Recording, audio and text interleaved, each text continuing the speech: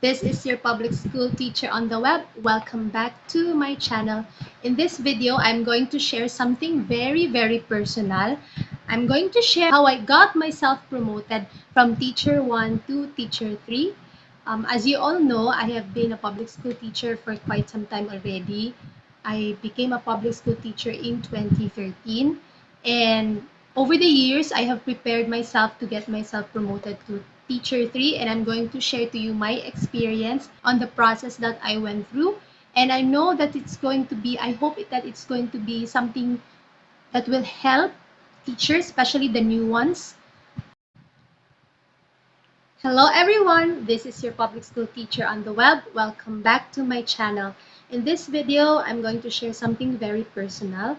I'll be sharing to you my personal experience on how I got myself promoted from teacher 1 to teacher 3 in depth ed. So I'll be sharing to you the process on how you could get yourself promoted. I think it's going to be very helpful for teachers, for those who are new to be working, who are new in the field.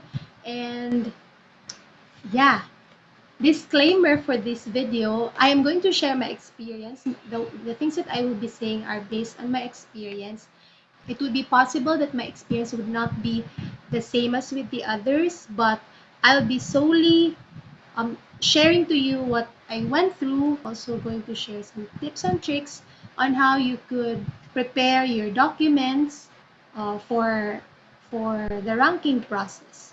As you all know, there are two ways to get yourself promoted to teacher 3. One is through the equivalency rating form, which I'm going to discuss in a separate video. And another one is through ranking. By ranking, it's very competitive because there would be a limited number of items that would be made available. But then there are also a lot of teachers that would like themselves to be promoted. So you'll be you'll be somehow competing with one another. So how do you prepare yourself?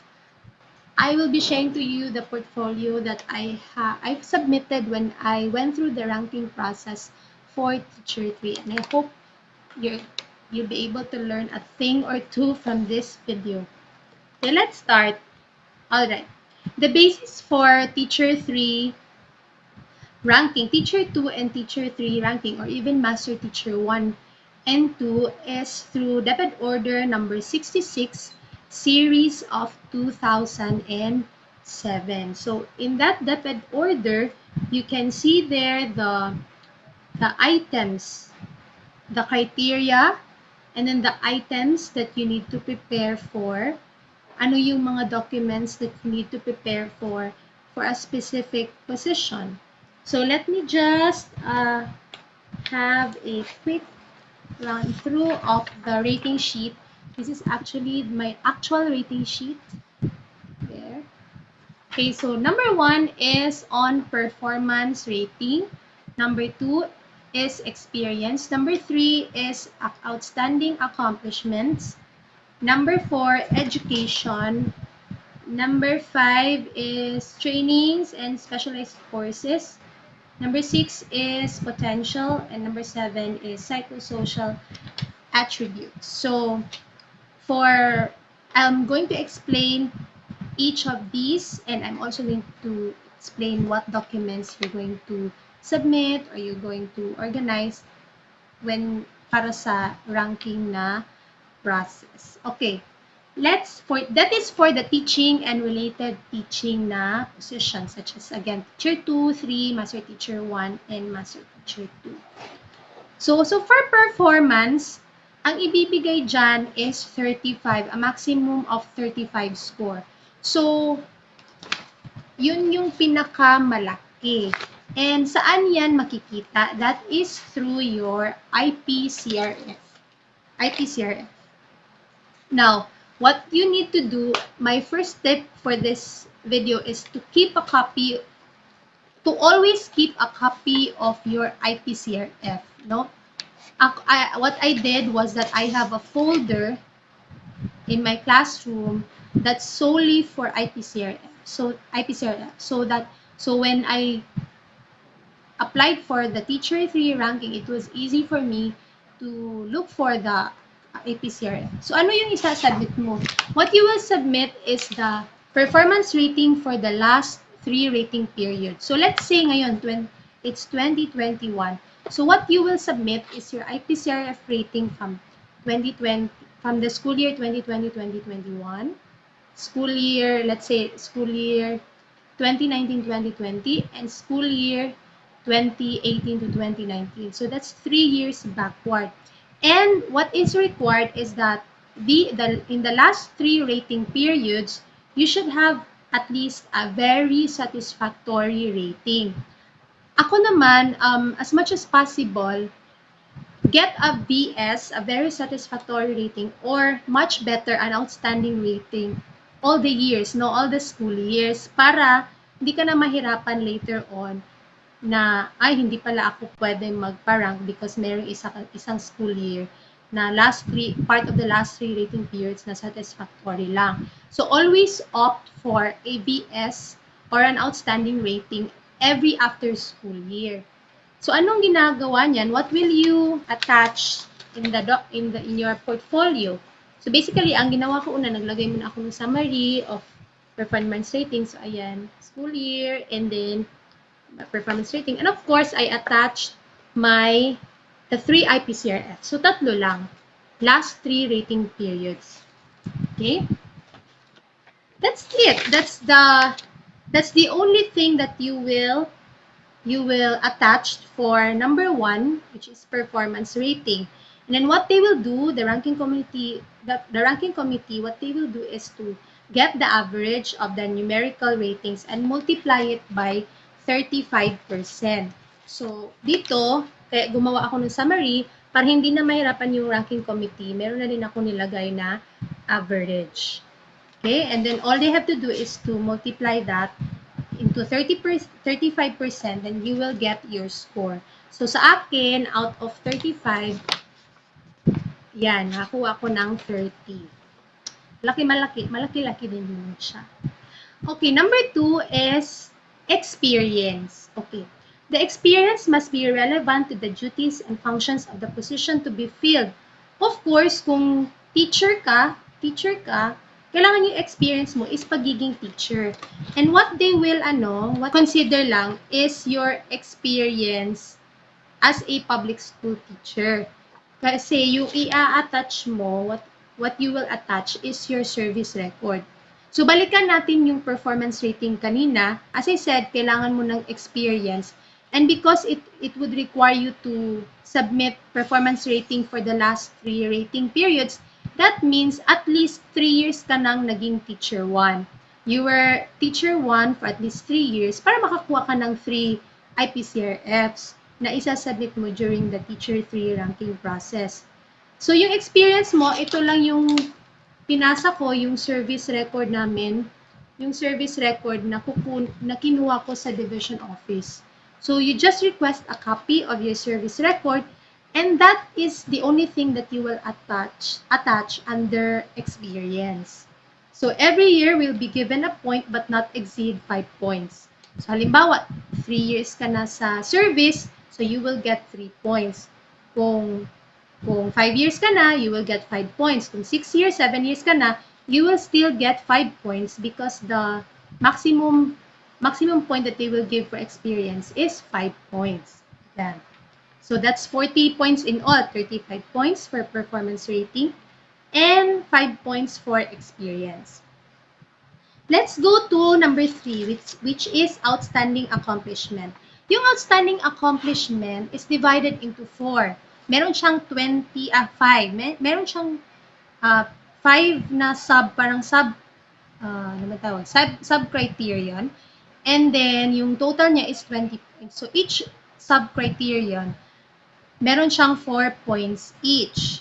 So, ano yung mga nasa under outstanding accomplishments? We have, number 1, Outstanding Employee Award, which has a maximum of 4 points. Innovation, 4 points. Research and Development Projects, 4 points. Publication and Authorship, 4 points. And Consultant and Resource Speaker in Trainings or Seminars, 4 points. Now, I'd like to discuss this one by one kasi medyo crucial siya. Malaking point siya, di ba? 20 points. It's actually the third na malaking score. Yung pinakamalaki is performance, next is education, and the third is outstanding accomplishments. So let's start with the Outstanding Employee Award. So I don't know if it's the same as with the other divisions, but what our division did is they divided the 4 points. Merong parang ginawang rubric yung 4 points. So yung Outstanding Employee Award, so you sa division namin, pag national awardee ka, you get 4 points. Halimbawa, what are some of the national awards? Yung mga Metrobank, diba? Mga Metrobank Foundation, mga Batubalani, ganon. Pag national awardee. Then, you'll get 3 points if awardee in the region. Diba? Every year, the region would always, parang meron silang excellence awards na ginagawa. So, pag nanalo ka doon as an outstanding teacher, for example, then you'll get 3 points. And then, awardee in the division, that's 2 points. And awardee in school or district, that's 1 point. So, pwede naman, if yung teacher, yung principal na nagbibigay ng mga outstanding teacher awards every year, you can get 1 point for that. Now, the question is, halimbawa, meron, sa 3 years experience mo, meron kang 3 outstanding teacher awardee, pero sa school level, will you get 3 points? No, you will only get 1 point kasi isa lang yung i-consider. So, like in my experience, dalawa yung sinubmit ko, yung isa school level na outstanding teacher award, and pangalawa is yung school district level outstanding teacher award. Yung binigay sa akin is 1 point lang, kahit dalawa yung award na nakuha ko kasi they belong in the same category. Sa sa ranking process, yung kukunin nila is kung ano yung highest. So halimbawa, meron kang dalawang certificate, tapos yung isang certificate is national, and then yung isang certificate is regional. Yung i-consider nila is the national. So when you attach, pag nag-attach ka ng mga documents, kaya manipis lang yung portfolio mo, you just attach one na pinaka-highest. Kasi isa lang din naman yung i-consider nila, yung okay. So hindi naman kasi ito application for an outstanding teacher award na ganito ganito ka thick yung mga isa-submit na mga documents. For the ranking, you just need to have one. You just need to have one for each of the criteria, and that's good. For as long as yung pinaka-highest yung i-attach mo. And of course, you also need to attach memo. Halimbawa, naglagay ka dito ng certificate ng award mo, dapat meron siyang memo na yung division conducted a search for a particular award. Ganon. Okay, so that's the Outstanding Employee Award. Next is the innovation. Yung innovation na sinubmit namin dati, yung innovation is sinubmit namin was fully implemented in the school, and that's only 2 points. Saan ka makakuha ng 4 points?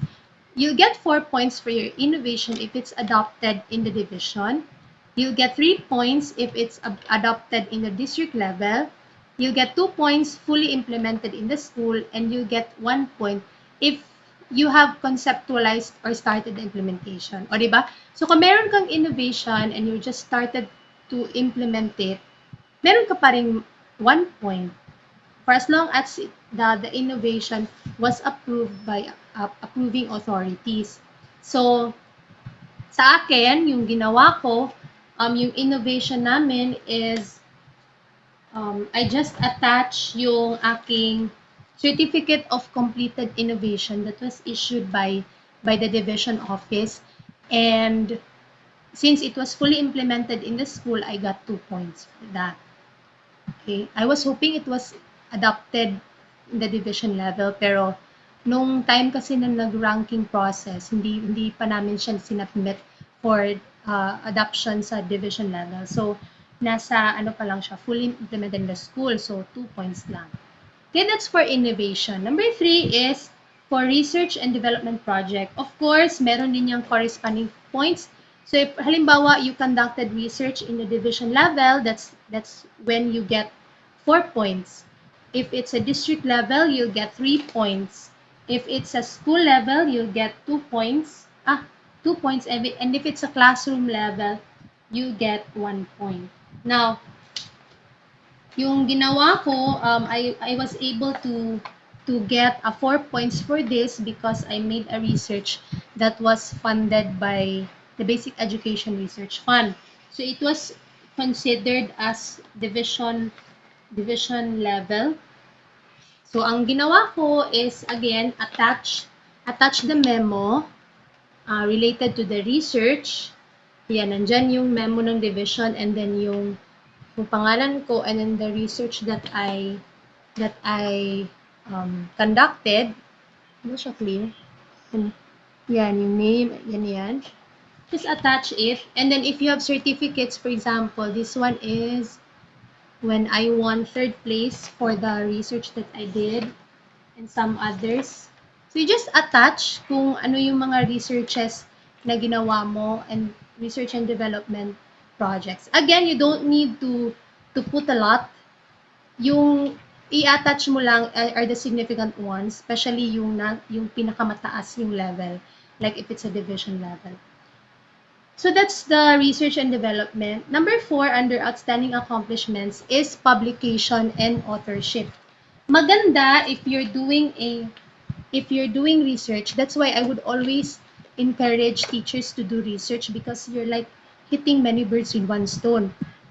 Kasi di ba in research, I think you will be able to do innovation when you're doing research. And of course, if your paper is good, your research is good, then there would be an opportunity for publication. So, nung aking ginawang research was published, where it was published in the division book of abstracts, and meron din ako isang research that was published in the division journal. Ito yung in-attach ko. Yan. So, yun. Ano yung points na you will get? So, for example, if you're a sole author, merong 3 options. Okay? Merong 3 options.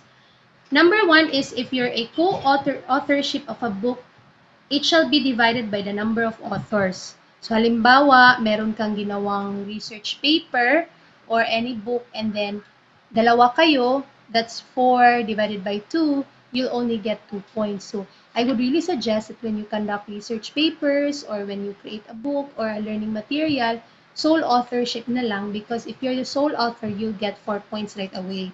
If co-authorship kasi, i-divide yan kung ilan kayo. So, kung 8 kayo, 4 divided by 8, 0.5 lang yung makukuha mo. And then, if you have published articles, for example, if you published 1 article, that's 1 point. If you published 4 articles, that's 4 points. For example, if you publish it in a newspaper or a journal, so you get 4 points per article. But if it's a book, you've published a book, a research paper, if you're the sole author, 4 points right away yun. The 1, 2, 3, 4 is just refers to the articles, yung mga short articles. Okay, so that's publication and authorship. Again, what I would like to emphasize is you do your research so that you'll be hitting innovation and publication under outstanding accomplishments. Okay, and then lastly, under outstanding accomplishments is when you become a consultant or a resource speaker in trainings or seminars. If it's an national or international training, you'll get 4 points. If it's a regional training, you'll get 3 points. If it's a division level, you'll get 2 points. And if it's school district level, you'll get 1 point. So, in my case, at that time, when I got myself ranked, I was invited as a resource speaker in a division level. So I was only able to get 2 points. So what I attached is, of course, the certificate. Yan, certificate. And then the memo, of course, it has to be a training that was endorsed by or conducted or if not endorsed by DepEd. Ayan, so meron ito, certificate, and this one is also the memo. I actually put two because the merong isa dito na hindi ko alam kung saan siya i-categorize, kung regional ba siya or division.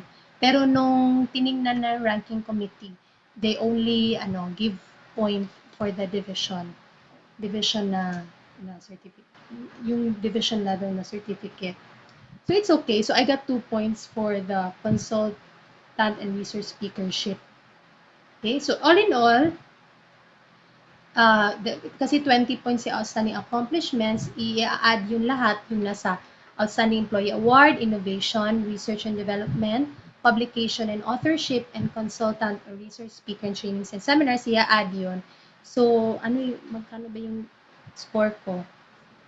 4, 8, 10, 13. I only got 13 points for outstanding accomplishments. I hope you get higher than that.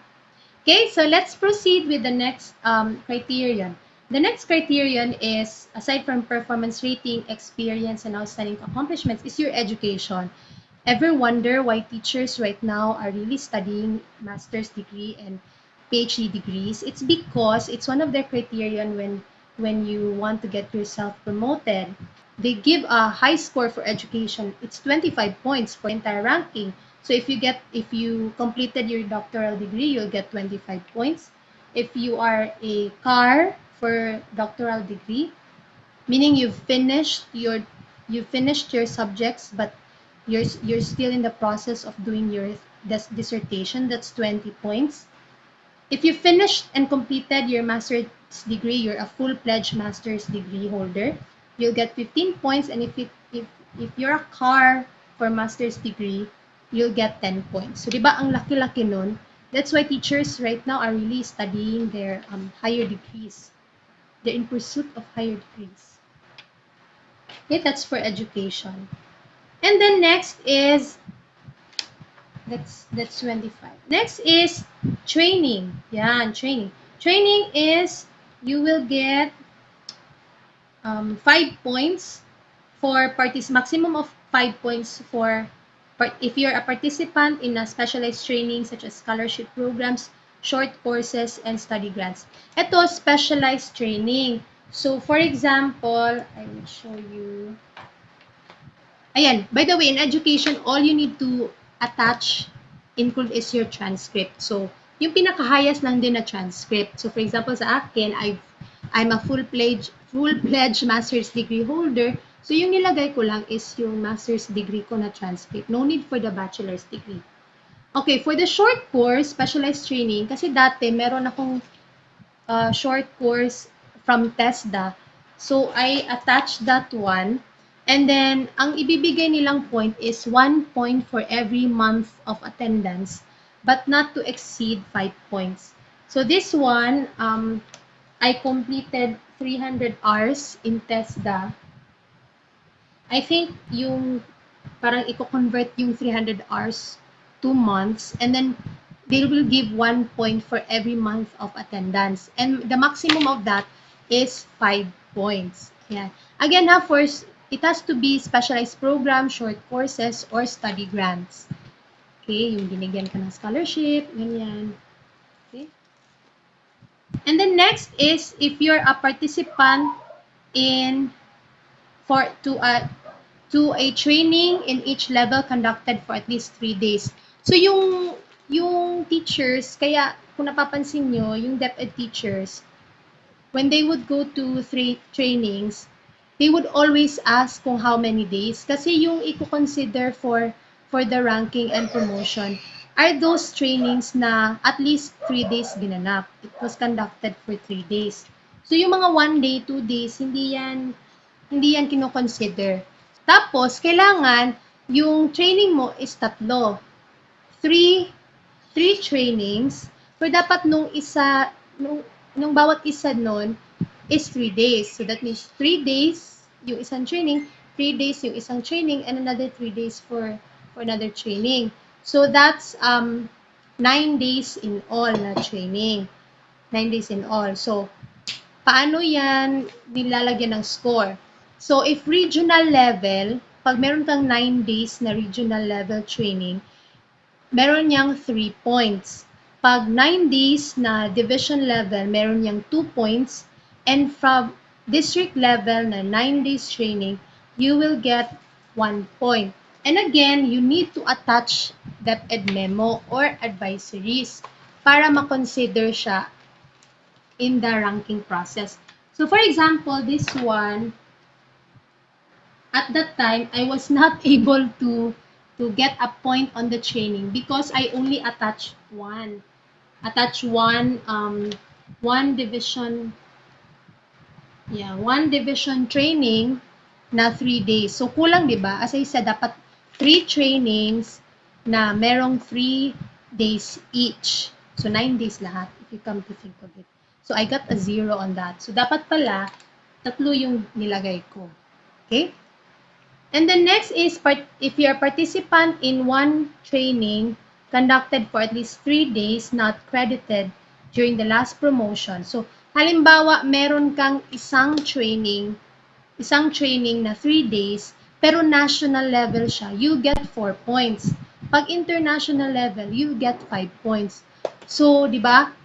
I'd rather opt na mag-national training or international training kasi kahit isa lang yung I only joined one, tapos 3 days siya, I can already get a 4 or 5 points. Instead sa division, district, or regional level na kailangan tatlo talaga with 3 days each. And then you'll only get 1, 2, 3 points.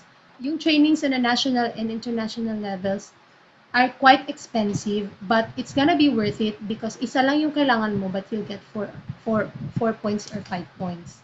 Okay?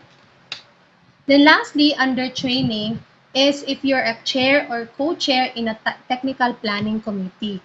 So instead of being a participant, you've joined a committee in conducting or implementing a training, meron din yung points. So for example, you're a chair or co-chair in a technical planning committee, you get 5 points if it's international level, 4 points if it's national, 3 points for regional, 2 points for division level, and 1 point for district level.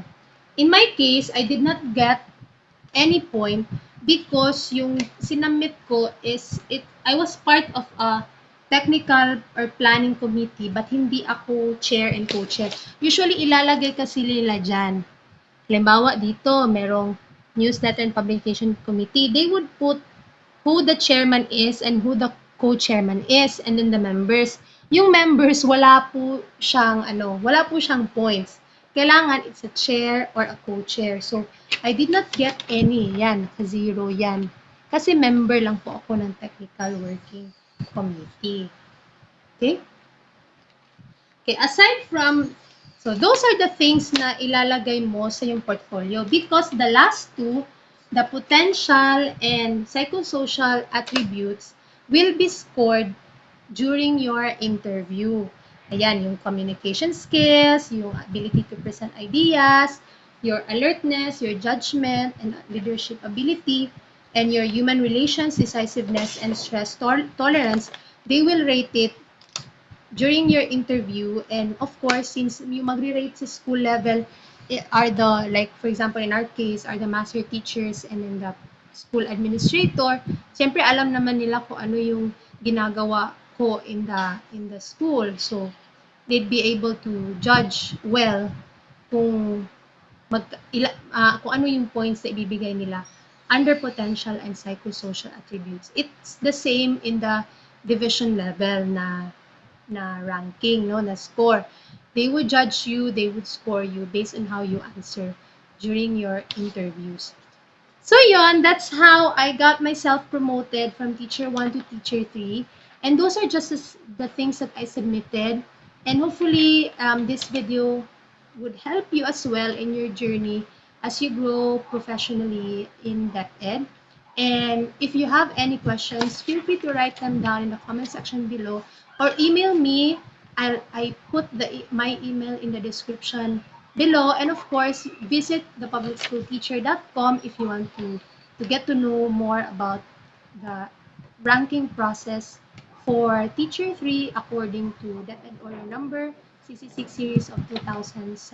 That's it for this video. I hope you learned something, and I hope you'll be able to apply what you have learned in this video. See you soon!